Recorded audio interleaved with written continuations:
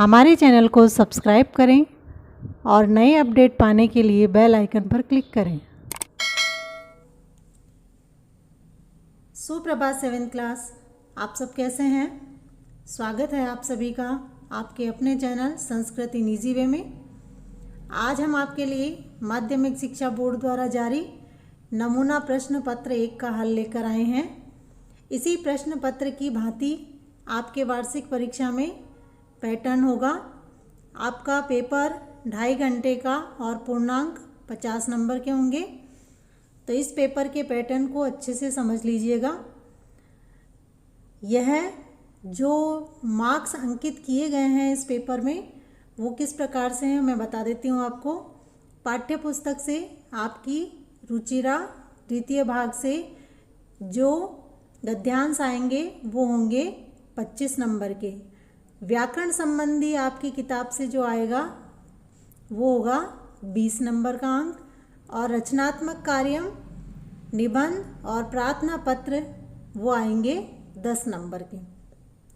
कुल मिलाकर के 50 नंबर का पेपर होगा। अब इसमें प्रश्न किस प्रकार से आएंगे वो हम देखते हैं। सबसे पहले खंड ए में पूछा जाएगा आपको बहुवैकल्पिक प्रश्न। इसमें 6 प्रश्न होंगे और 6 प्रश्न सभी 1-1 नंबर के होंगे। पहला प्रश्न इसमें पूछा है करोति पद में कौन सी धातु है? उत्तर हो जाएगा इसका क्र। प्रश्न नंबर 2 पूछा है निम्नलिखित में से अशुद्ध पद कौन सा है? तो पृच्छन्ति, धावन्ति, यच्छन्ति ये सभी सही है। गमन्ति अशुद्ध है क्योंकि यहाँ गच्छन्ति होना चाहिए, तो इसलिए सही उत्तर हो गया गमन्ति। प्रश्न नंबर 3 पूछा है इसमें पीताम्बर शब्द का संधि विच्छेद कौन सा है? तो ये उत्तर हो जाएगा इसका पीत प्लस अंबर। फिर नंबर 4 में पूछा है निम्नलिखित में से स्त्रीलिंग शब्द कौन सा है? तो स्त्रीलिंग शब्द आपके हो गया चटका। नंबर 5 में पूछा है राम शब्द रूप की पंचमी विभक्ति एक वचन शब्द कौन सा है? तो इसमें से हमें एक वचन शब्द बताना है, तो वो है इसमें रामात। नंबर 6 में पूछा है पट धातु रूप लोट लकार प्रथम पुरुष कौन सा है? तो उत्तर हो जाएगा इसमें पठतु, पठताम, पठंतु ये है लोट लकार प्रथम पुरुष के।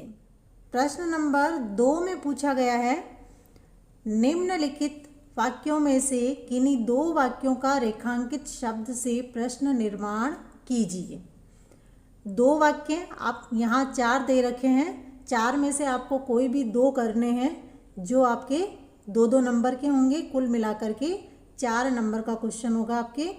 हम इन चारों को हल करते हैं। यहाँ नंबर 1 में लिखा है मालिनी द्वार मुद्घाटयति। यहाँ जो प्रश्न बनेगा वो बनेगा का। स्त्रीलिंग शब्द है मालिनी, इसलिए प्रश्नवाचक हो जाएगा का द्वार मुद्घाटयति।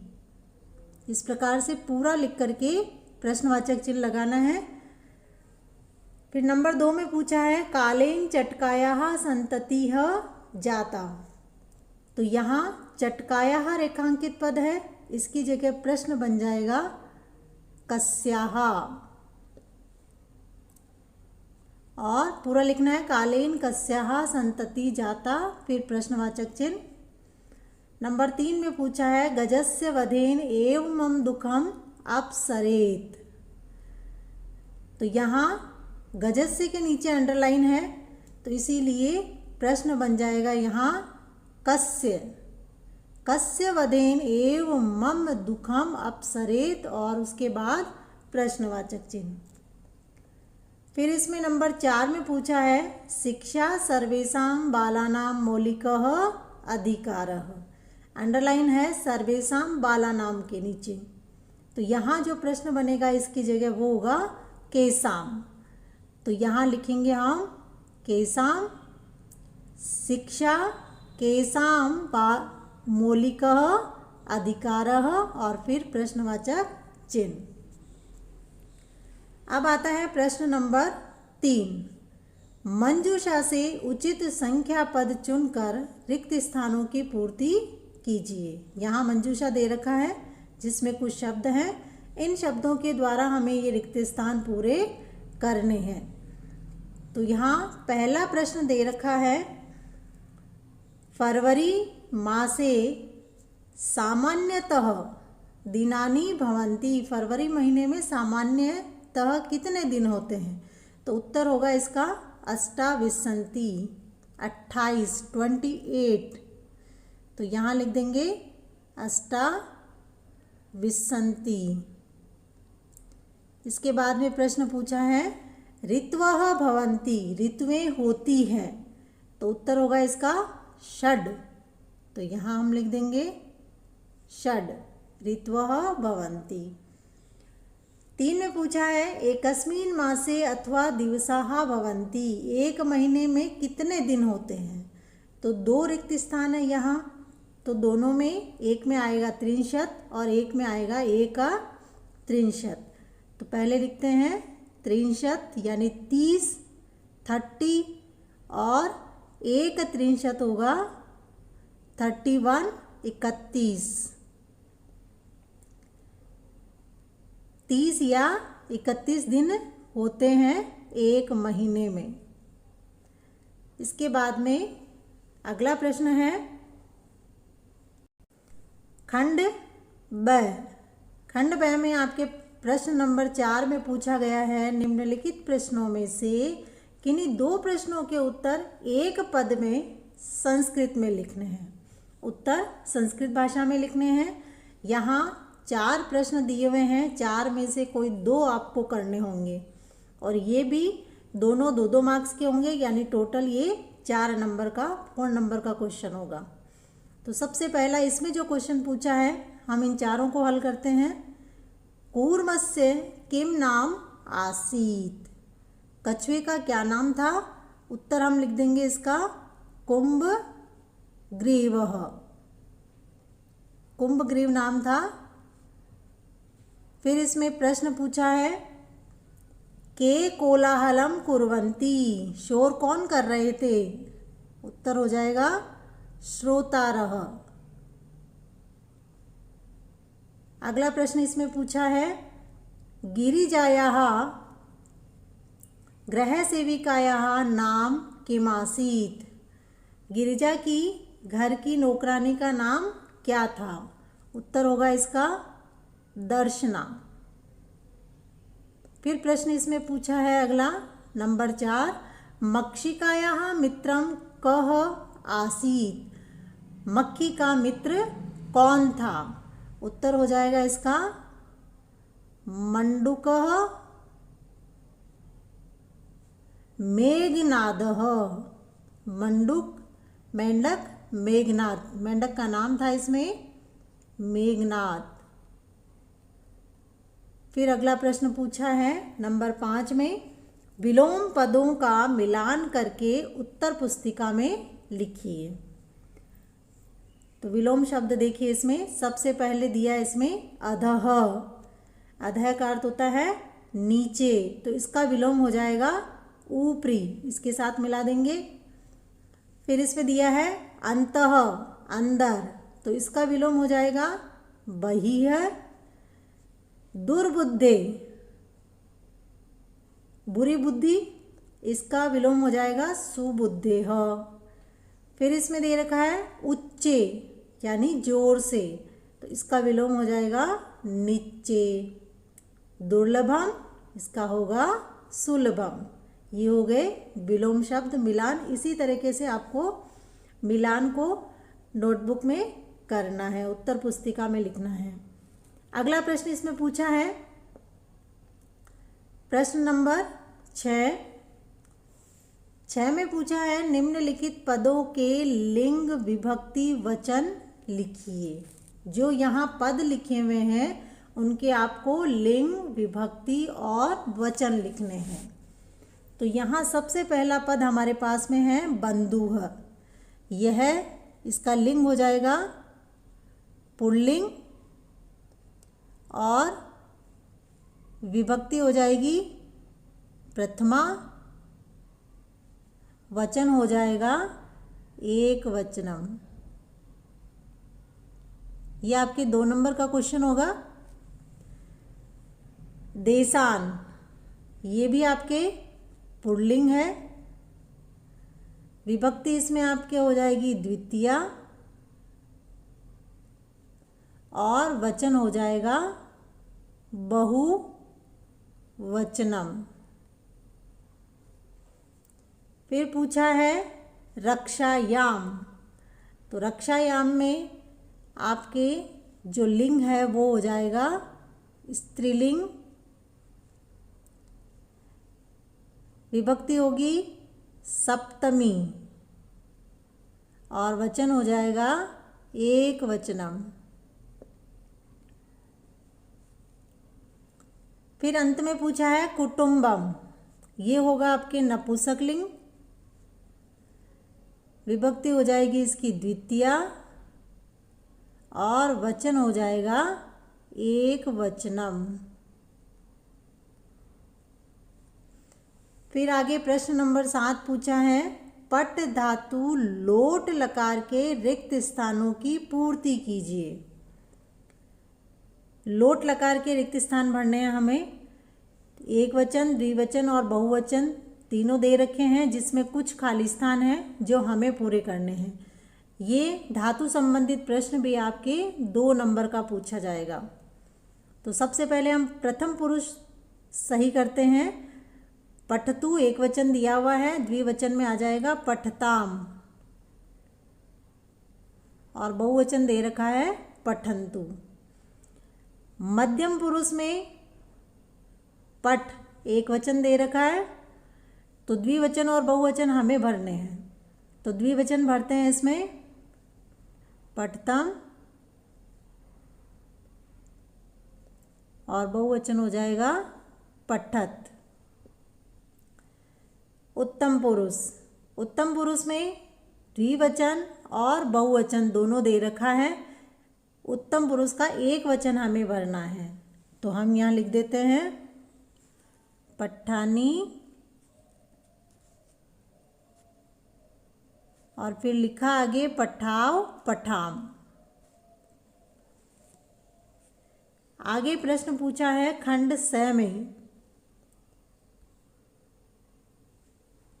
खंड 6 में है निम्नलिखित प्रश्नों में से कोई 3 प्रश्नों के उत्तर एक वाक्य में, यानी उनको भी हमें संस्कृत में ही लिखना है। तो 3 प्रश्नों के उत्तर देने होंगे आपको। 6 प्रश्न दिए हुए हैं, इनमें से जो आपको आए वो 3 प्रश्न करने होंगे। ये भी आपके 2-2 नंबर के होंगे और कुल 6 नंबर, 6 मार्क्स का ये प्रश्न आएगा आपके।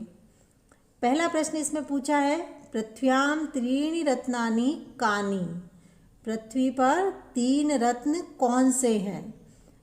तो एक वाक्य में उत्तर देना है, इसीलिए इसका उत्तर होगा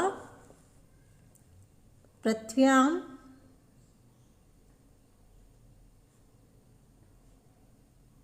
त्रीणि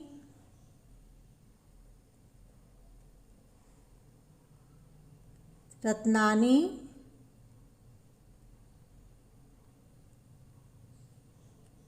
जल मन्नम सुभाषितम, पानी, अन्न और सुंदर वचन। तो ये हो गए 3 रत्न। फिर प्रश्न नंबर 2 में पूछा है कस्य गृहे कोऽपि भृत्यः नासीत्, किसके घर में कोई भी नौकर नहीं है। उत्तर हो जाएगा इसका कृष्ण मूर्तेः गृहे कोऽपि भृत्यः नासीत्, नहीं है। प्रश्न नंबर 3 में पूछा है तुंदिलः कस्य उपरि हस्तम आवर्तयति। तुंदिल किसके ऊपर हाथ घुमाता है? उत्तर हो जाएगा इसका तुंदिलः तुंदस्य उपरि, पेट के ऊपर, तुंदस्य उपरि हस्तम आवर्तयति।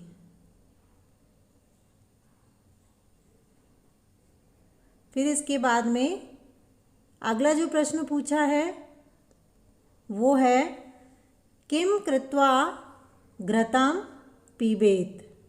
इसका उत्तर हो जाएगा ऋणम कृत्वा। तो लिखेंगे यहाँ ऋणम कृत्वा घृतं पिबेत। कर्जा लेकर के घी पीना चाहिए। ये किसने कहा था? बाल कवियों ने। फिर इसमें आगे प्रश्न पूछा है नंबर 5 में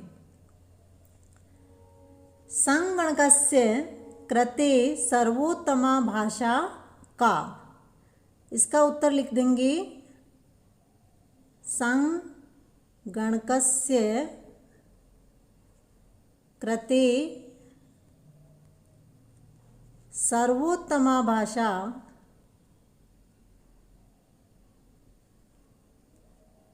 संस्कृत भाषा। कंप्यूटर की सबसे अच्छी भाषा है संस्कृत भाषा। फिर इसमें अंत में जो प्रश्न पूछा है यह थोड़ा सा बड़ा है, तो इसको यहाँ नीचे लिख देती हूँ मैं। बड़ा है प्रश्न, बोल देती हूँ मैं इस प्रश्न को। मेघनादः मक्षिकां किम अवदत्। मेघनाद ने मक्खी को क्या कहा? तो इसका उत्तर होगा मेघनादः अवदत्। मेघनाद बोला यथा अहम कथयामि तथा कुरुतम। जैसा मैं कहता हूँ वैसा करो। मक्षिके प्रथमं त्वं मध्याह्ने तस्य गजस्य कर्णे शब्दं कुरु। मक्खी पहले तुम दोपहर में उसके कान में आवाज करो।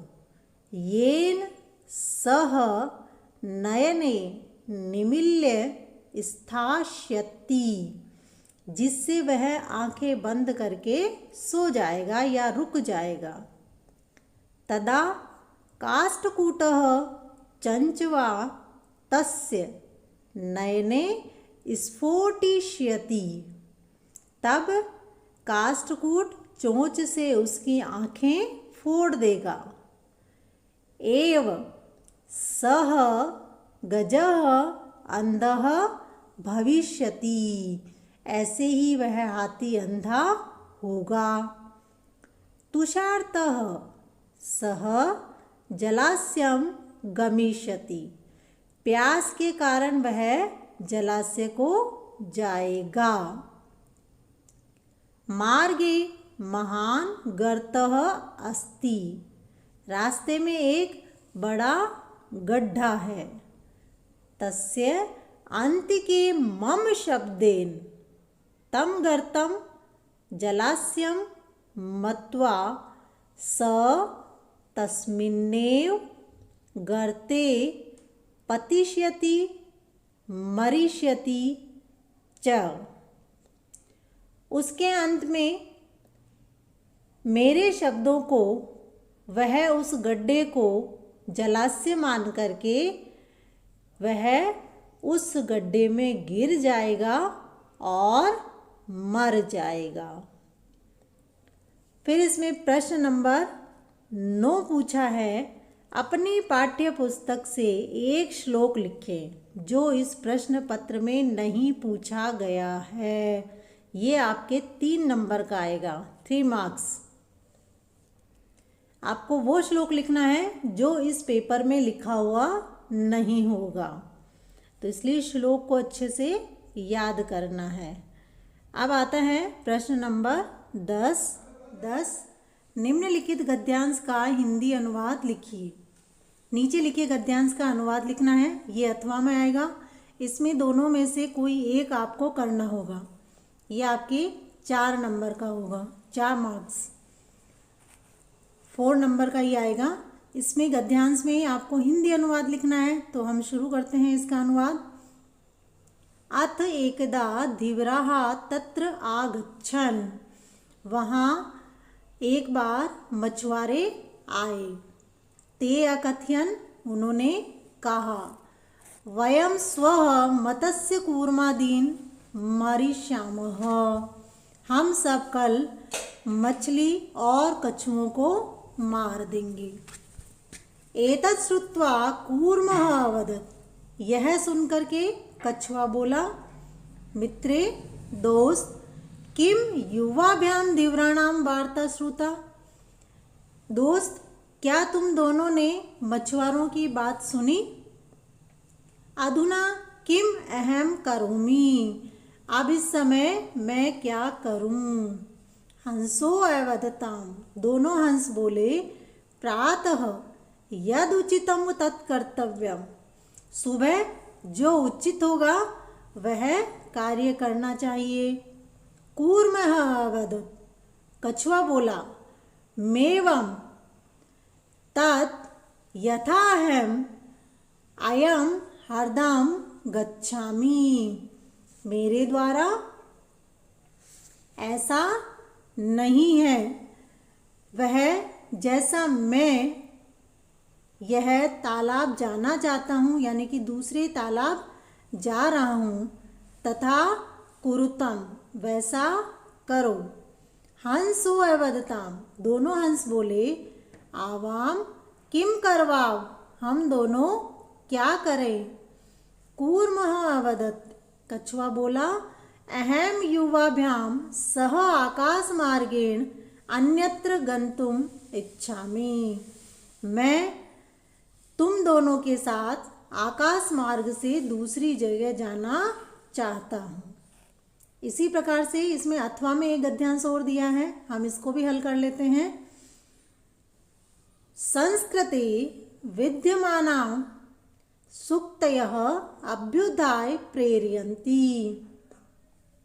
संस्कृत में विद्यमान सूक्तियाँ वृद्धि के लिए, आगे बढ़ने के लिए प्रेरित करती है।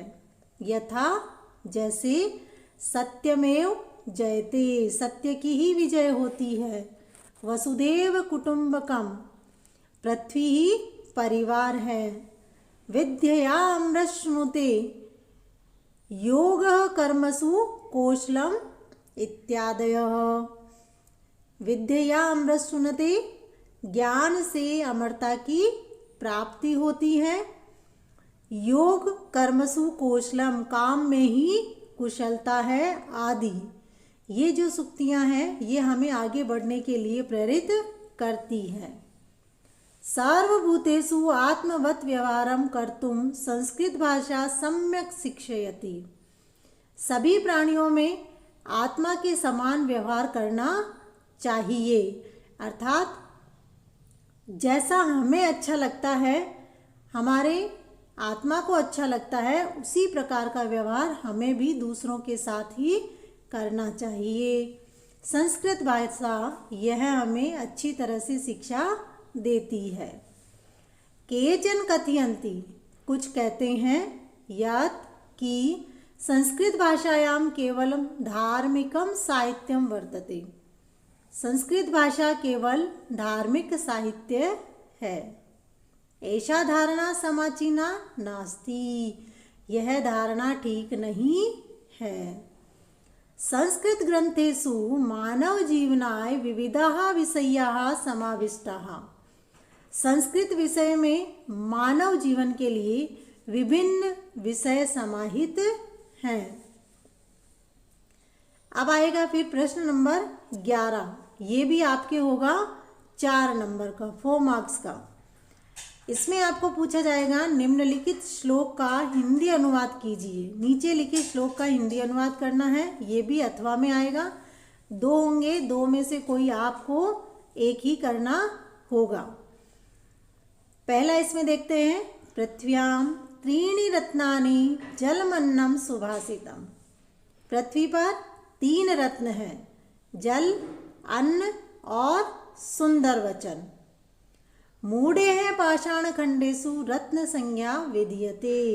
मूर्ख लोगों के द्वारा पत्थर के टुकड़ों में रत्नों की संज्ञा ढूंढी जाती है या रत्न समझा जाता है।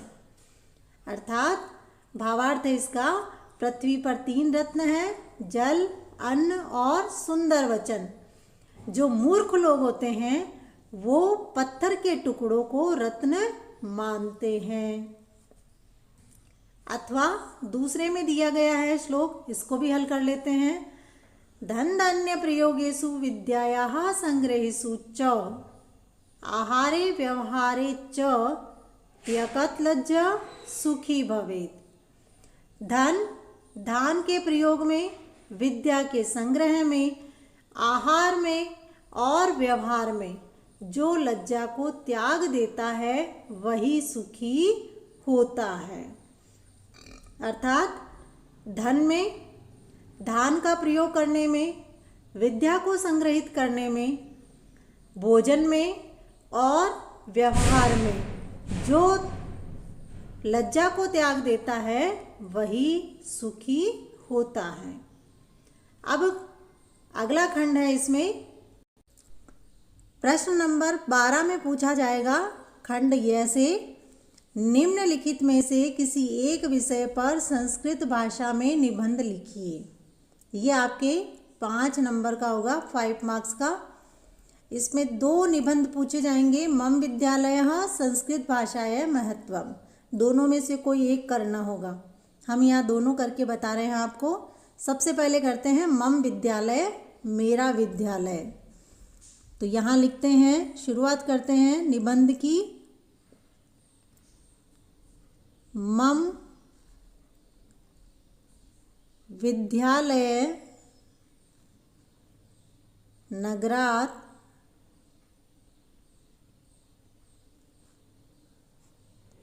बहिः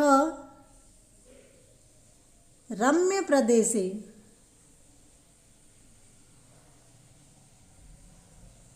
अस्ति।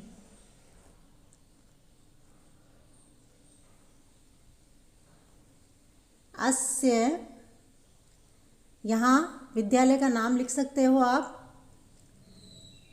और फिर हम लिख देंगे इसमें कि मम विद्यालय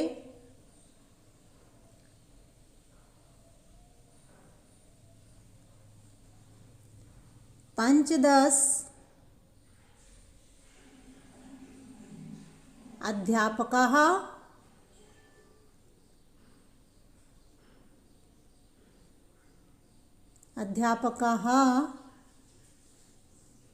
और 500 छात्राः, 500 छात्र हैं, च संति। फिर हम लिखेंगे इसमें कि सभी अध्यापक सभी विषयों में निपुण हैं। तो लिख देते हैं सर्वे अध्यापकाः विविध विषयेषु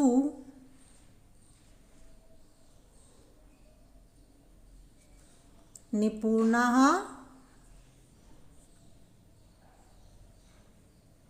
सन्ति।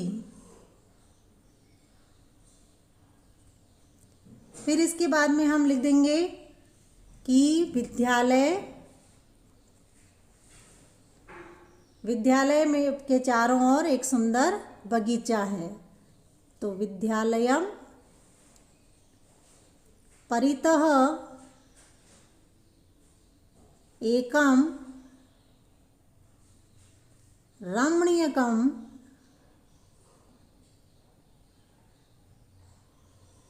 उद्यानम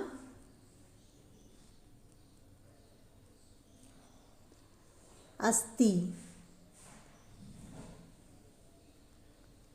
फिर लिखेंगे कि हमारे विद्यालय में एक बड़ा पुस्तकालय भी है, तो लिख देंगे मम विद्यालये एकः विशालः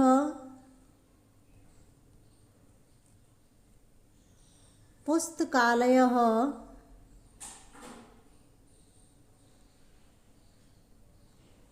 अपि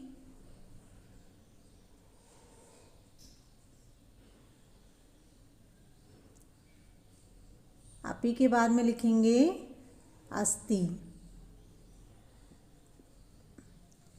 फिर लिख देते हैं कि यह विद्यालय साक्षात विद्या का मंदिर है, तो लिखें अयम विद्यालयः साक्षात्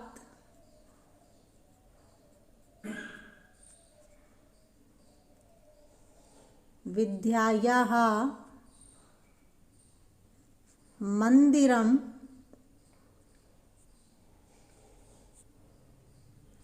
एव अस्ति। ये हो गया मम विद्यालय पर निबंध। अब हम लिखते हैं संस्कृत भाषाया महत्व पर निबंध। संस्कृत भाषा विश्वस्य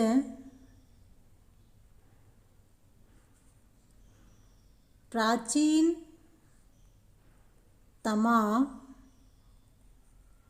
भाषा अस्ति।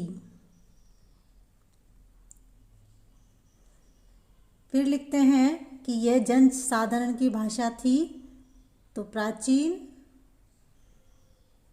काले इयं जन साधारणस्य भाषा आसीत्।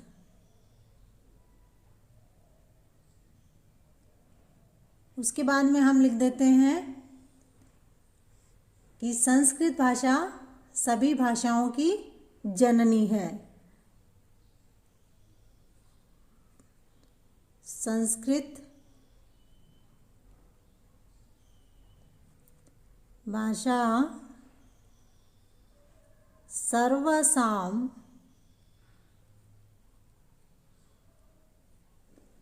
भाषाणां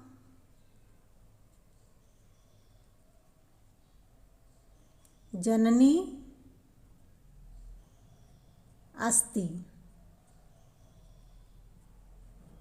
संस्कृत भाषा सभी भाषाओं की जननी है, क्योंकि सभी भाषाएं संस्कृत भाषा से ही निकली हैं। फिर हम लिखते हैं इसमें आगे निबंध में अस्माकम, हमारे वेद पुराण सब इसी में ही है भाषा में लिखे हुए, तो अस्माकम वेदाः पुराणानि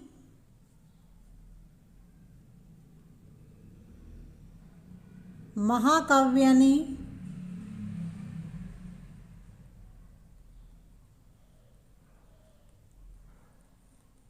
इसके बाद में अस्याम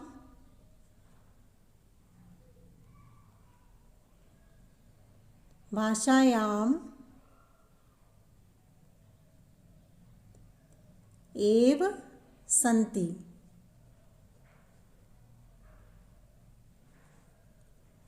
अतः अस्माभिः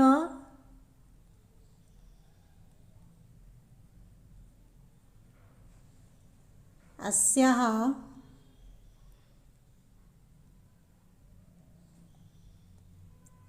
प्रचारः प्रसारः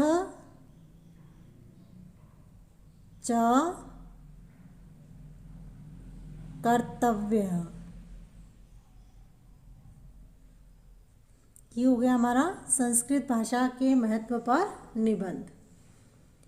अब अगला प्रश्न है, अथवा में पूछा है, एक निबंध आएगा और एक कहानी आएगी, दोनों में से कोई एक आपको करना होगा। तो अथवा में पूछी है एक कहानी, इसमें लिखा है, मंजूषा से उचित पदों को चुनकर के रिक्त स्थान पूर्ण करते हुए कथा को पूरा कीजिए। हम इस कहानी को भी पूरा कर देते हैं। यहाँ कोष्टक में शब्द दिए गए हैं, इन शब्दों से आपको रिक्त स्थान पूरे करने हैं। तो जो सबसे पहला इसमें पूछा है, एकस्य वृक्षस्य शाखासु अनेके काकाः वसन्ति स्म। एक पेड़ की शाखा पर अनेक कौवे रहते थे। तस्य वृक्षस्य, यहाँ जो आएगा इसमें रिक्त स्थान में वो आएगा कोटरे, मंजूषा से आएगा कोटरे। तो यहाँ लिखेंगे कोटरे। एकः सर्पः अपि अवसत्, कोटर में एक सर्प भी रहता था। काका नाम अनुपस्थितो, तो यहाँ लिखेंगे सर्पः। काका नाम शिशून खादति स्म, कौवों की उपस्थिति में सांप कौवे के सी बच्चों को खाता था। फिर आगे के जो रिक्त स्थान में आएगा, काकाः दुखिता, ये दुखिता आएगा, यहाँ पर लिख देंगे दुखिताः। आसन, कौवे दुखी हुए। तेसु एकः, यहाँ ब्रैकेट में आएगा वृद्धः, तो लिख देंगे वृद्धः। काकः उपायम् अचिन्तयत्, यहाँ हो जाएगा अचिन्तयत्। उन में से एक बूढ़े कौवे ने उपाय सोचा। वृक्षस्य समीपे, यहाँ जो रिक्त स्थान में आएगा वो है समीपे, लिख देंगे समीपे। जलाशय आसीत, पेड़ के पास में जलाशय था। तत्र एका राजकुमार स्नातुं जलाशयम्, ये जलाशयम आएगा, यहाँ पर लिखेंगे जलाशयम्। आगच्छति स्म, एक राजकुमार स्नान के लिए वहाँ आता था। शिलायां स्थितं तस्याः आभरणम् आदाय, यहाँ रिक्त स्थान में आएगा आदाय, वो लेकर के चला गया। एक कौवा पेड़ के ऊपर उसने रख दिया। फिर इसमें लिखा है, राजसेवकः काकम अनुसृत्य, यहाँ अंतिम रिक्त स्थान में आ जाएगा वृक्षस्य। सीपम अगच्छन्, तत्र ते तं सर्पं च मारयन्, अतः एवोक्तम उपायेन सर्वं सिद्ध्यति। इसीलिए कहा गया है कि उपाय से ही सभी सिद्ध होता है। प्रश्न नंबर 13 में आपको पूछा जाएगा, बीमारी के कारण 3 दिन के अवकाश के लिए प्रधानाध्यापक जी को प्रार्थना पत्र लिखिए संस्कृत में। हिंदी में नहीं, संस्कृत में लिखना है। यह आपके 5 नंबर का होगा। 2 पूछे जाएंगे आपको, 2 में से किसी को एक करना है। 5 नंबर का होगा ये। दूसरा भी अथवा में इसमें एक प्रार्थना पत्र पूछा है, शुल्क मुक्ति के लिए प्रधानाध्यापक जी को प्रार्थना पत्र लिखिए, वो भी संस्कृत भाषा में। तो सबसे पहले तो हम हल करते हैं, बीमारी के कारण 3 दिन की छुट्टी के लिए प्रार्थना पत्र। तो सबसे पहले लिखा जाता है, सेवायाम प्रधाना इसके नीचे यहाँ से शुरू करेंगे, श्रीमन्तः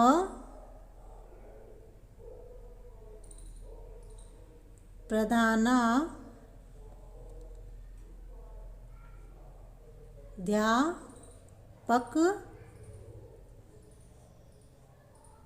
महोदय। फिर नीचे लिखना है स्कूल का नाम। पेपर में अगर कोई स्कूल का नाम आया है प्रश्न में तो वो लिखना है, अगर नहीं आया है तो आप किसी भी स्कूल का नाम लिख सकते हैं। जैसे मैं लिख देती हूँ यहाँ राजकीय उच्च माध्यमिक विद्यालय। फिर उसके बाद में नीचे लिख देते हैं शहर का नाम जहाँ ये विद्यालय आया हुआ है, तो मैं लिख देती हूँ जोधपुरम।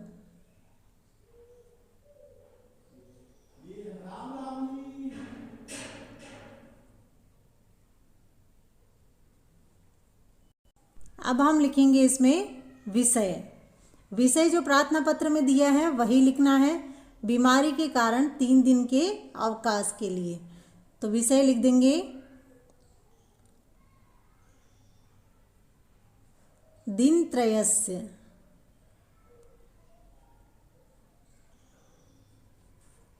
अवकाशार्थम प्रार्थना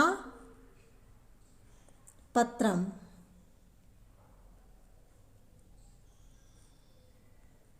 प्रार्थना पत्रम ये हो गया विषय। इसके नीचे फिर लिख देंगे महोदयः।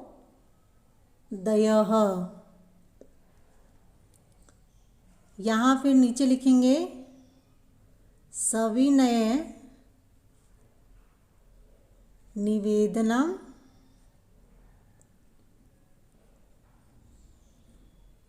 अस्ति यत्। सविनय निवेदन है कि शीत ज्वरेण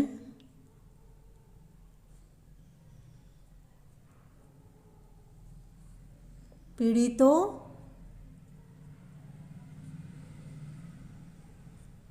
अस्मि।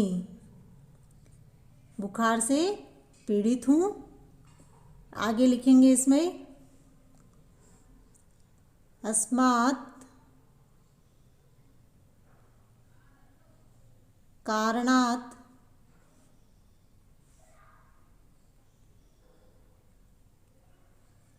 इस कारण से दिन त्रय यावत् विद्यालये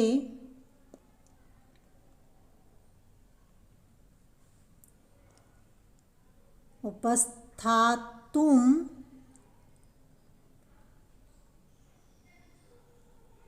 न शक्नोमि। उपस्थित नहीं हो सकती हूँ, अतः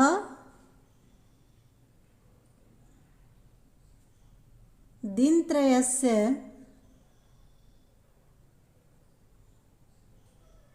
अवकाशं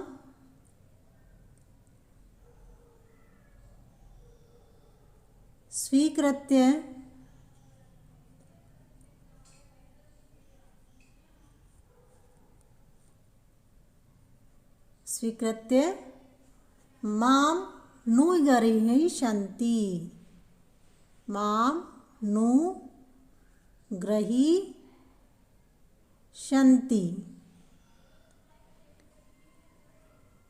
मां भवन्तः आप मुझे अनुग्रहित करें। इसके बाद में बाईं ओर यहाँ लिखेंगे दिनांक जिस दिन पत्र लिखना हो, और दाईं ओर लिखेंगे भवदा ज्ञाकारी शिष्यः। लड़कियां लिखेगी शिष्याः। फिर अपना नाम जो प्रार्थना पत्र में आया है। अगर प्रश्न में नहीं आया है प्रार्थना पत्र के प्रश्न में, तो यहाँ सिर्फ कक्षा लिखनी है सप्तम, अपना नाम नहीं लिखना है। तो ये हो गया बीमारी के लिए।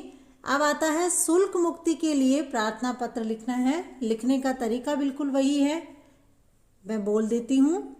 सेवायां श्रीमन्तः प्रधानाध्यापक महोदया राजकीय उच्च माध्यमिक विद्यालय जोधपुरम, विषय शिक्षण शुल्क मुक्तये। शिक्षण शुल्क मुक्ति के लिए है तो लिखेंगे शिक्षण शुल्क मुक्तये प्रार्थना पत्रम। फिर नीचे लिखेंगे बाईं ओर महोदय, और जैसे इस प्रार्थना पत्र को शुरू किया था वैसे ही शुरू करेंगे। सविनयम निवेदनम अस्ति यत् विद्यालय अहम विद्यालये अष्टम कक्षायाः छात्रो अस्मि। मम पितुः आर्थिक स्थितिः शोचनीया अस्ति। मम पिता वृद्धो अस्ति। तेन परिवारस्य लालन पालन पोषणश्च कथमपि भवितुं न शक्नोति। अतः अहं विद्यालयस्य शिक्षणशुल्कं प्रदातुम् असमर्थो अस्मि। उसके बाद में अंतिम लाइन लिख देंगे इसमें, सप्तम कक्षायाः परीक्षायाम् अहं प्रथम श्रेण्याम् उत्तीर्णो अभवम्। 7वीं कक्षा में उत्तीर्ण करूंगी प्रथम श्रेणी से। अब इसके नीचे लिखेंगे, इस अंतिम लाइन के नीचे, अतः निवेदनम अस्ति यत् भवन्तः अध्ययने मम रुचिं विलोक्य मह्यं शिक्षणशुल्कात् मुक्तिं प्रदाय अनुग्रहीष्यन्ति। फिर इसी प्रकार से बाईं ओर दिनांक लिखेंगे और दाईं ओर लिख देंगे भवद्दा आज्ञाकारी शिष्यः या भवदा आज्ञाकारिणी शिष्या, नीचे कक्षा सप्तम। तो ये था आपका नमूना प्रश्न पत्र 1 का हल। अब दूसरे प्रश्न पत्र का हल लेकर आएंगे अगले वीडियो में बहुत जल्दी। तब तक बने रहेंगे हमारे साथ और देखते रहें चैनल को। वीडियो देखने के लिए धन्यवाद।